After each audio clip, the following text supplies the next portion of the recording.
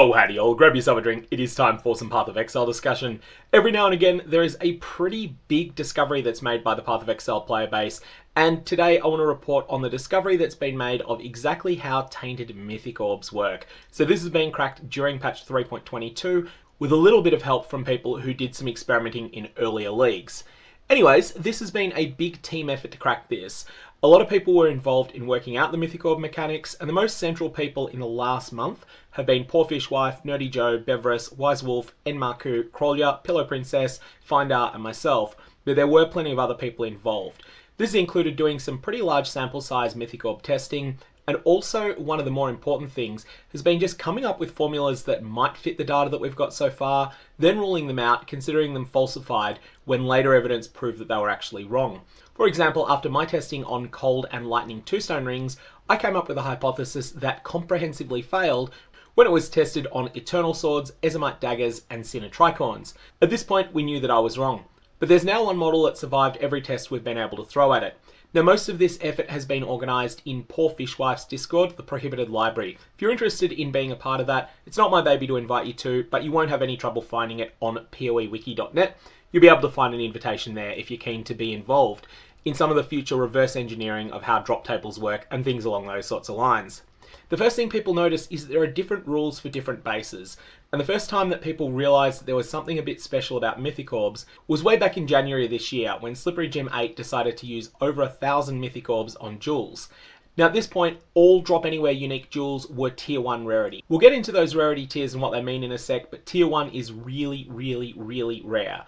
To give you some examples of tier 1 rarity uniques, Arakali's Fang, Doriani's Prototype, these are actually significantly rarer, about twice as rare as Chevron's Wrappings, and about twice as rare as Emperor's Vigilance. Both of those are tier 2, and tier 2 items are also pretty rare as well. Anyways, most of us that were watching Slippery Gem's video expected less than 1% of the orbs to survive their encounter with a Mythic Orb, more than 99% of them to be destroyed. That was not what happened. Slippery Gem's experience was that about 1 in 40 of these jewels survived, and he ended up making a lot of currency out of what was intended as a bit of a meme. Yet other items just didn't seem to work anything like the same way. Nothing except jewels was close to 2.4% to give such rare uniques, and this puzzled players for a while until eventually it would start to be cracked during this league. A quick aside on unique rarity, PathOfExile has 6 different tiers of rarity for uniques, and the player base have called them tier 0 through tier 5, with tier 0 being staggeringly rare items like Mageblood and Headhunter and Beano's Kitchen Knife, tier 5 being the most common items in the game like Chevron's Pace, and this is proven unambiguously in Ultimatum by inscribed ultimatums, where you would have to sacrifice one unique item and you would receive back another unique item that would be 1 tier rarer. So that showed that in 3.14 there were 6 tiers, but every test that's been done since then has indicated that this seems to still be the same rarity structure. Of the 5 gaps that exist between adjacent tiers, only 3 of them are big gaps, 2 of them are pretty small ones. So I like to group tiers 4 and 5 together as the common uniques. Some examples here, tier 5 Worms Molt, tier 4 Goldrum. The gap between these 2 tiers is pretty small though. You'll get about 7 Goldrums to drop average for every 10 Worms Molts, but that doesn't mean that every individual player will experience those sorts of numbers. Some players will actually get more Goldrums than they will Worms Molts because their sample size is pretty small. Then there's a big jump up to tier 3, which I like to term the uncommon uniques. This includes Cold Iron Point, Heatshiver, and Taran Shiver, just to name 3 of them. But there's a lot more. There's dozens and dozens in each of these tiers. Then we jump from tier 3 to tiers 1 and 2, which are very rare items. In all that I've played in 3.22, I've had exactly 0 copies of Chevron's Wrappings drop for me. I've had exactly 1 Emperor's Vigilance. I've had 0 Sin's Rebirth, 0 Arakali's Fang. Now some items are known to be in one of these 2 tiers, but the exact tier isn't known. Probably the highest profile of these is Aegis Aurora, which could be tier 1, could be tier 2. The player base simply doesn't have any conclusive proof that it's in either one or the other. But again, it's a pretty small gap between these 2 tiers, and we estimate that tier 1 items are twice as rare as tier 2 items. Then it's a very big jump up to tier 0 uniques. These items are staggeringly rare. Now rare doesn't necessarily mean that they're good or in demand. Essentia Sanguis is a tier 0 unique and no one seems to want it, but when these items are sought after, they are very expensive. Some examples of tier 0 uniques: Headhunter, Calandra's Touch, Essentia Sanguis, Beano's Kitchen Knife, and I believe there to be 9 others. Now there's a couple of ways that players have estimated the relative drop rates of the 6 tiers, and this will be important when we get to Mythic Orbs. One group of players farmed about 25,000 uniques during patch 3.21, and they meticulously tracked every single drop that occurred. And this showed evidence of a certain rarity distribution. Additionally, divination card drop rates are much better known because a formula for how stack decks works has been worked out, and from that you can reverse engineer the drop rates of divination cards pretty accurately. So divination cards for clean, i.e. non-corrupted versions of uniques, these seem to have drop rates that can be predicted pretty well. It's a number based upon the unique's rarity tier multiplied by the set size.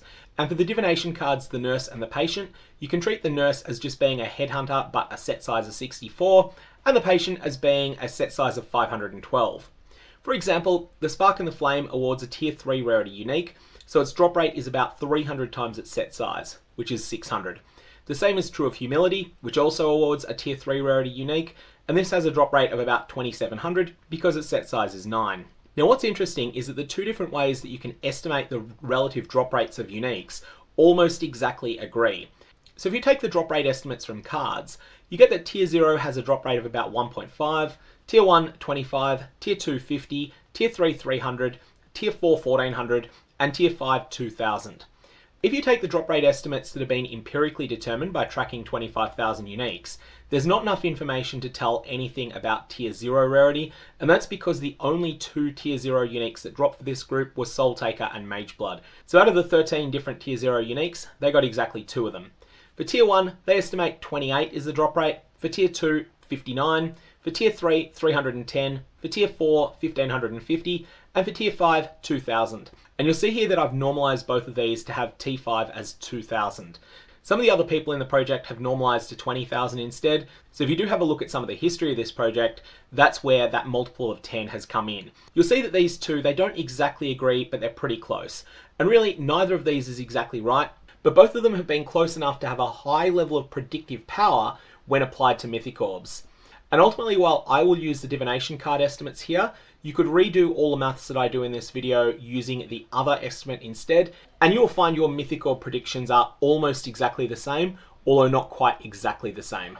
Now there is a quick and dirty way to estimate the rarity of a unique item that you're not sure of. This is something that relies upon trade, but it's something that you can do even if you play in solo self-found or even if you play on console, just by logging onto the PathOfExile website and looking at trade data. What you want to do is check the number of the unique item that you're interested in that are listed available in trade. And you want to compare it to comparably desirable unique items, comparably popular to equip that is, that have a known rarity. There is an enormous jump between tier 3 and tier 4 rarity, and between tier 2 and tier 3, and another enormous jump between tier 0 and tier 1. Now this strategy will not help you separate tier 1 from tier 2, nor will it help separate tier 4 from tier 5. And in those cases, what I suggest you do is you just assume the least favorable case scenario. Assume that the unique you want is tier 1 rather than being tier 2, and assume that the uniques that you don't want on the same base are tier 5 rather than tier 4. That way, any surprise that does end up happening is going to be in your favor, rather than a surprise that works against you. So now that we've covered how unique tierings work, let's have a quick look at Mythic Orbs and the example that confused everyone. So we talked about how Mythic Orbs are pretty good if you use them on jewels, but when they're used on unique belts, they don't perform very well. And for some funny reason, players are more interested in Mageblood and Headhunter than any other unique items in the game. And it's turned out after some research, Mythic Orbs are uniquely bad on bases that have multiple common uniques. For example, the Leather Belt, which has Worm's Molt, as well as many other common uniques on it. The Leather Belt base has 2 tier 5 uniques, 2 tier 4s, 2 tier 3s, and 1 tier 0. This is a lot, and these common uniques really get in the way and crowd out the space for Headhunter to show up. The same is true for Mageblood, although it's not quite as bad because there's one less tier 5 there. But of course, if you do hit Mageblood, you also have the risk of getting a 2 or 3 flask one, which is a lot less desirable than getting a 4 flask one.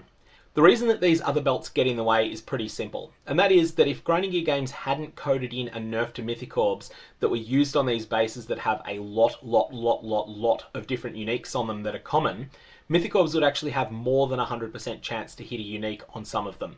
For example, the Iron Staff, which has 3 tier 5 uniques, or the Imperial Staff, which has 4 tier 4 uniques, these would both be approximately 150% to hit a unique. The Leather Belt would be even higher, and these would go up further as future items are added to the unique drop pool. Grinding Gear Games appear to have capped the success rate at 50%. Some people do get higher in the short term, but that is just RNG for you. If you flip 1,000 fair coins, you have about a 1% chance to hit 540 or more heads. So while that's not likely to happen, it definitely can. So the big breakthrough came when people started looking at trying to generate Alpha's Howl with Mythic Orbs. This was when players had the idea to compare multiple bases that only have uncommon uniques on them, where there are just no common uniques available, but different numbers of uncommon uniques. So compare the Ezomite Dagger, which has only one drop anywhere unique, the tier 3 Cold Iron Point. Then the Sinner Tricorn, which has 2 tier 3 uniques, Alpha's Howl and Asylum. And then the Eternal Sword has 3 tier 3 uniques, Belltimber Blade, Grellwood Shank, and Dream Feather. In all of these cases, it turns out that you've got about a 1 in 13 chance of hitting any specific unique. The difference is that with Sinner Tricorn, you're less likely to see the item be completely destroyed than you are with Ezomite Dagger. With the Eternal Sword, you're less likely again to see the item be completely destroyed. This killed off my theory on how Mythic Orbs worked, and it killed off a lot of the others. But the most important thing that it got us thinking was, when there are no tier 4s and no tier 5s on a base, it looks like the odds might be the same to hit a tier 3 unique, and then when you've got lots of tier 4s or lots of tier 5s, then that can crush out some of that chance to get those more uncommon uniques. It allowed a new theory to be crafted, and one that survived every test that it's been put to. I introduced to you the Mythic Orb Formula. So this is going to use the divination card sourced relative drop rates. They could be off by a little bit, and if it turns out that that's the case, then the formula will be off by a little bit as well. So tier 0 is 1.5, tier 1 25, tier 2 50, tier 3 300, tier 4 1400, and tier 5 2000. So in round 1, you have a coin flip. 50-50 to destroy the item, 50% for it to survive to get to round 2. Now once it does reach round 2, a weight table is constructed with all possible drop anywhere uniques on it, respecting how rare they actually are as drops in normal play. So for example, if you were to take the Imperial Staff example, you would have Agnerod North, Agnerod East, Agnerod South, Agnerod West. Each of these is a tier 4 unique, so that'll be 1400 for each of those. Or to take another example, if you were to take the Sinner Tricorn, you've got Asylum, which would be 300, and you've got Alpha's Howl, which would be 300. So that adds up to 600. But in round 2, if the total chance adds up to less than 2000, i.e. to less than the chance of a tier 5 unique, then in that case there is an additional chance to destroy the item that's added that is sufficient to bring it up to 2000. And this is intended to prevent Mythic Orbs from being a 50-50 if you try to use them to generate a Soul Taker, or a Beano's Kitchen Knife, or other similar uniques where there's only one very, very rare thing on the base. So let's take an example of this, Solaris Circlet. Here there are 4 possible uniques. There is the quite desirable Wilma's Requital, which is a tier 3 unique. There is Galesight at tier 2, Flamesight at tier 2, Thundersight at tier 2. And it's a good reminder that rare doesn't necessarily mean good. Wilma's is the item that people want here, and all 3 of the sight helmets are generally considered to be junk. So step 1, you have a coin flip, 50-50 to destroy. Then the drop weights add up to 450. That's 300 for Wilma's, 50 for each of the sight helmets. Now this is less than 2000, the drop weight of a tier 5 unique, so 1550 destroy chances added to take it up to 2000. Then you make a random roll at this point. So your overall prediction is that you have a 7.5% chance that you're going to hit Wilma's, you have a 1.25% chance to hit Galesight, the same for Flamesight, the same for Thundersight. Now the moment I became confident that this formula was right was when a player decided, alright, I'm going to use the theory to determine what my 400 Mythic Orbs on Solaris Circlets are likely to do. Then I'm going to actually carry through with it. And when they carried through with it, they got results that were within expectations. A quick note of a more technical background for those of you that have a statistics background, and if you're not in that situation, this is only going to go for a few seconds. This had a chi-squared value of 0.09. This means that it was about a 1.5 sigma variant result, and that's when it's compared to the predictions of drop weights that are drawn from the 25,000 uniques that were looted. If you were to instead compare it against the divination card sourced information, it's actually a little bit further off, but it's still within 2 sigma. And as a result, I think that this does pass that test, especially given that 400 is still a small sample size. Anyway, for those of you without a statistics background, it's now safe to pay attention to the video again. The second example that I want to give of this formula in action is the Iron Staff. So here you've got 3 possible outcomes. Pillar of the Cage God, tier 5, Realm Shaper, tier 5, Dying Breath, tier 5. So firstly you have your coin flip, 50-50 to destroy. For round 2, you then have drop weights that add to 6,000. This exceeds 2,000, i.e. the drop weight of a tier 5, so no further destroy chances added. Your prediction here is that you're 50% to survive round 1, and then you're guaranteed to get one of the 3 different uniques, but these will be unweighted. So 1 in 6 to hit any particular staff you care about here. Notice how much the chance to get Dying Breath specifically is hurt by the existence of Realm Shaper, and it's hurt by the existence of Pillar of the Caged God. This is the same dynamic that applies to Mageblood and Headhunter, and means that Mageblood and Headhunter are meaningfully rarer than comparably rare uniques like Beano's Kitchen Knife and Soul Taker end up being. So what's your probability on an uncrowded base? When there's not a lot of common uniques on a base, your odds are approximately 50% if your goal is to get a tier 5 rarity unique. About 35%, or a bit better than 1 in 3, to get a specific tier 4 unique. About 1 in 13, or 7.5%, to get a specific tier 3 rarity unique. About 1 in 80, or 1.25%, to get a specific tier 2 rarity unique like Emperor's Vigilance. And about 1 in 160, or 0.625%, to get a specific tier 1 rarity unique like Arakali's Fang. Now these estimates use my divination card source estimates, which don't exactly agree with the other estimate for how rare different uniques are. If you instead use the other estimates, the numbers are slightly more favourable. For example, your odds of getting a specific tier 2 rarity unique become closer to 1 in 65, rather than the 1 in 80 that I'm stating here.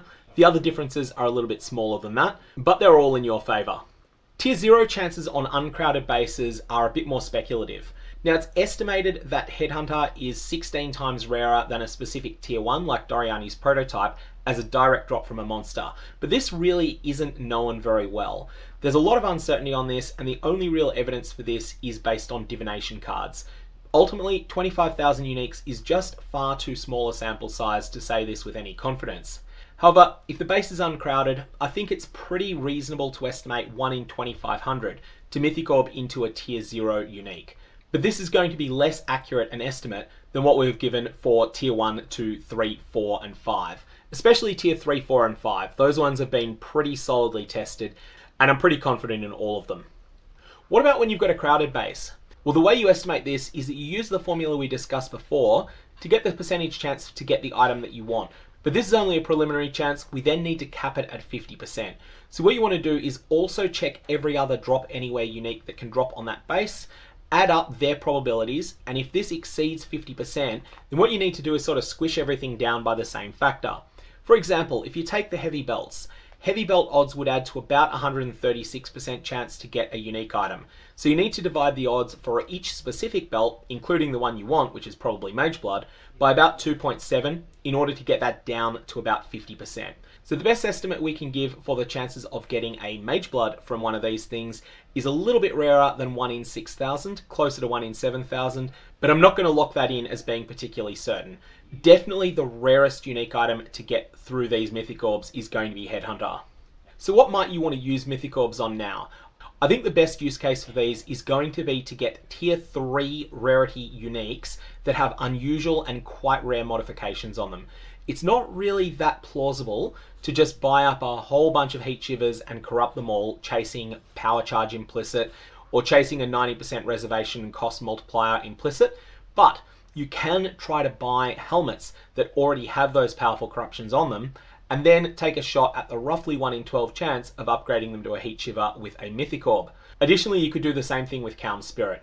There's also a few other unusual modifications that are sometimes desirable on items. One good example of this is items that are modified with Shaper Influence for use in conjunction with the unique chess piece, the Eternity Shroud.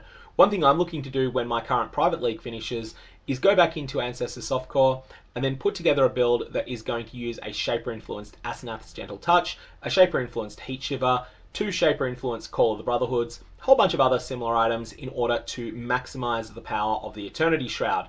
Eternity Shroud's not as powerful as it once was, but it certainly does do some powerful stuff still, and that's something I'm interested in exploring. Something that may not have been all that plausible if Mythic Orbs were worse than they actually are. Especially given that one of the pieces of the puzzle might end up being a Shaper-influenced Widow Hail, which is something that's quite difficult to create by any other means. It's not something you can use an Omen of Fortune to deterministically create.